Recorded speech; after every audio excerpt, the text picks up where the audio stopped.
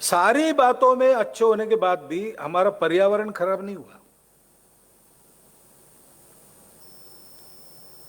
हमारे यहां आपसी कटु संघर्ष ऐसे नहीं हुए।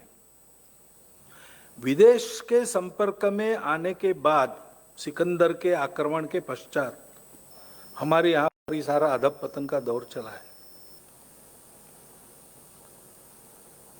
तो हम ऐसे अलग विशिष्ट क्यों बने? और हमको इन सारी बातों की, संकटों की बाधाएं अपने पद्धति से हम चलते थे, तब क्यों नहीं हुई?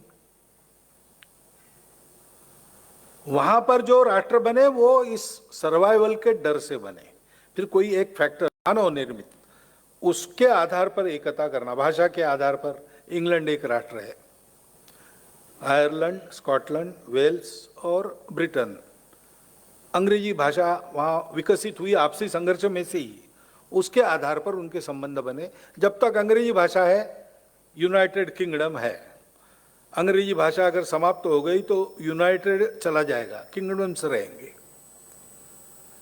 आर्थिक व्यापारिक हितों की समान दृष्टि के आधार पर यूनाइटेड स्टेट्स ऑफ अमेरिका एक देश है। उसमें जब संघर्ष होता है तो वहां भी आजकल चलती है।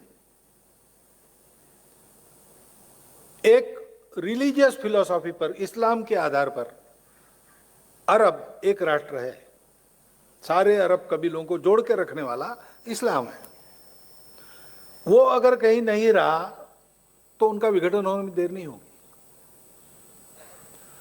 इस प्रकार मनुष्य निर्मित कृत्रिम आधारों पर ये राष्ट्र बने और उन आधारों में मनुष्यों को बनाए रखने की आवश्यकता के कारण राष्ट्र यानी उसके साथ एक शासन ये आवश्यक हुआ। इसलिए कहते हैं नेशन स्टेट।